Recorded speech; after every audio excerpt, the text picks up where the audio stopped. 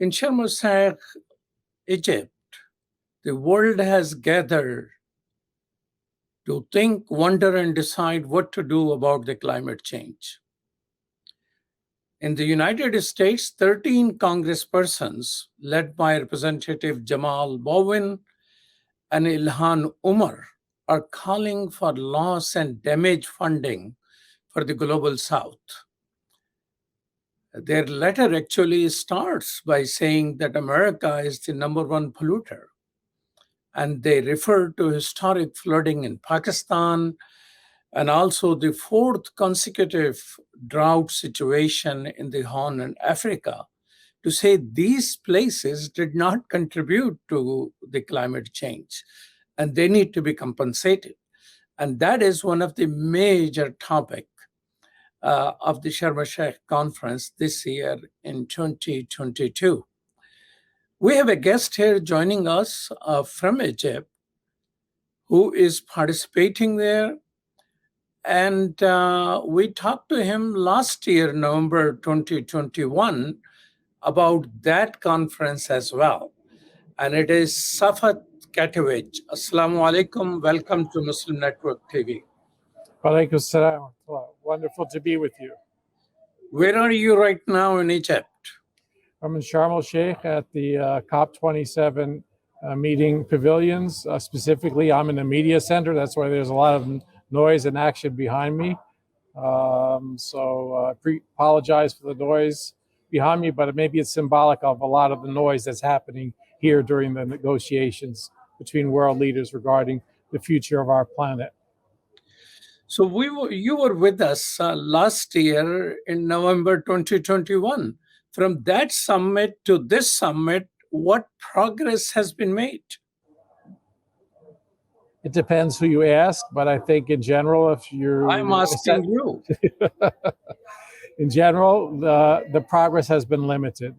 To be honest with you, as you mentioned, Imam Malik, Mujahid, that this was supposed to be a COP, Conference of Parties for Climate Change Negotiations, that is supposed to hold up loss and damage.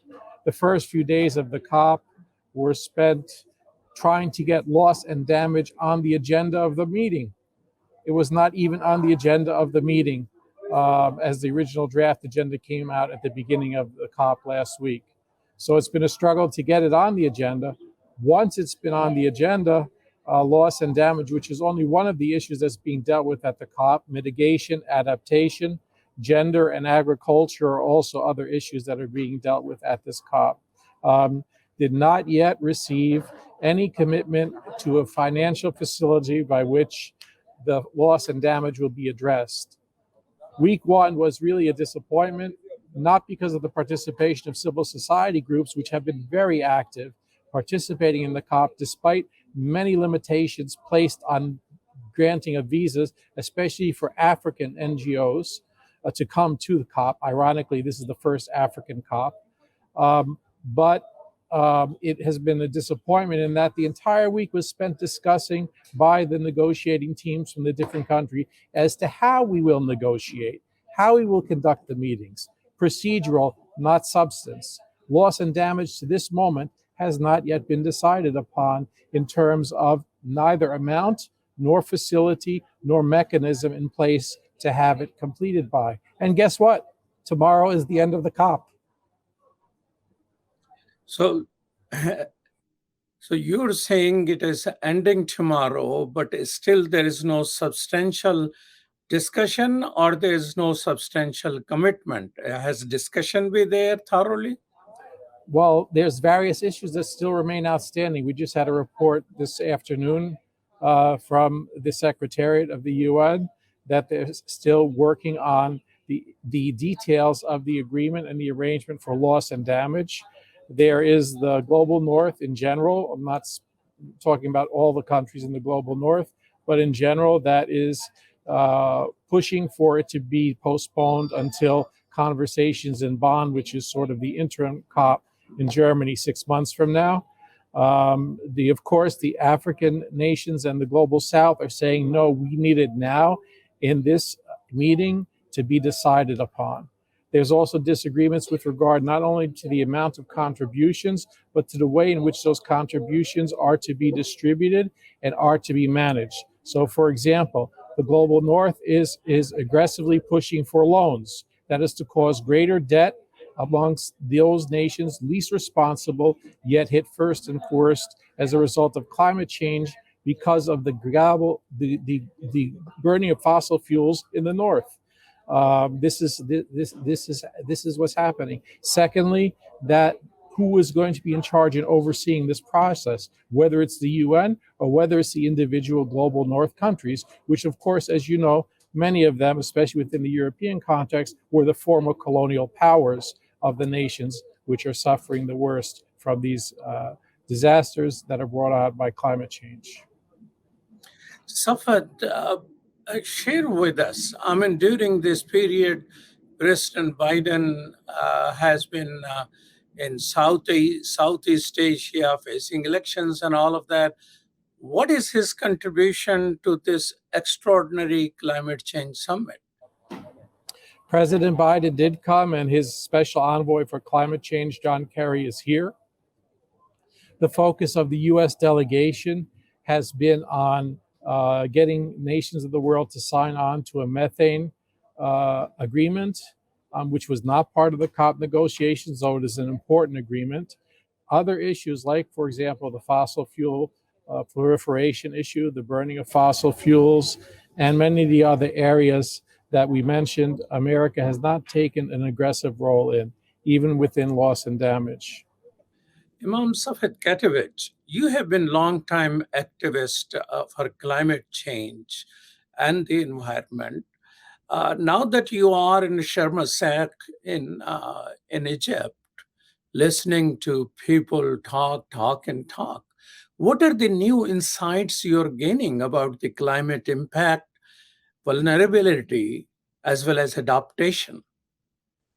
Well, I mean, one of the key messages is that the global north in general, and once again, there are some exceptions, is trying to obfuscate its responsibility for global warming and for the bringing on of the climate emergency. The global south, sometimes referred to as the underdeveloped or developing nations, are least responsible and are demanding their rights. They're situating this within the context of colonialism. And the stories at the level of the NGOs that are participating here and have been able to get accreditation is horrific. The live reports from the people on the ground as to what is happening in their lives. And they're demanding justice. They're demanding climate justice. They're demanding that a debt be paid, a debt that is owed to the South by the North because of climate change and the devastation it has wrought within their communities. And so that's their demand. And they're demanding money associated with that. And once again, just to give you an idea of how the game is played, instead of the countries who had already committed by 2022, that's this year, to put $100 billion in trust for the dealing with the issue of mitigation and adaptation for the global south, not only has that number not been reached yet in terms of being put in the account, when some of the northern countries are asked then, and the major polluters are asked then to help to fund this loss and damage, which once again is still questionable whether we're going to get it or not.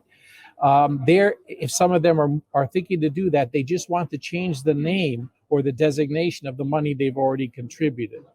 So, and they've made some commitments here. 12 countries made commitments in the millions of dollars, but we're talking $100 billion, plus an additional $100 billion new and additional funding that is needed for loss and damage. No funds of that have been contributed, and there's an attempt to just sort of reassign the numbers. Also dealing with loss and damage, instead of paying it in terms of form of grants, there's an entire insurance scheme that's being set up by the global north or certain nations within the global north to try to cover this, instead of responsibility of paying directly to the countries what is owed to them for the damage and the devastation that has literally destroyed the lives of tens of millions of people around the world. You mentioned Pakistan, there's Nigeria, and there's so many other nations of the world. Well, thank you so much, Saffet, for your time. Thank you.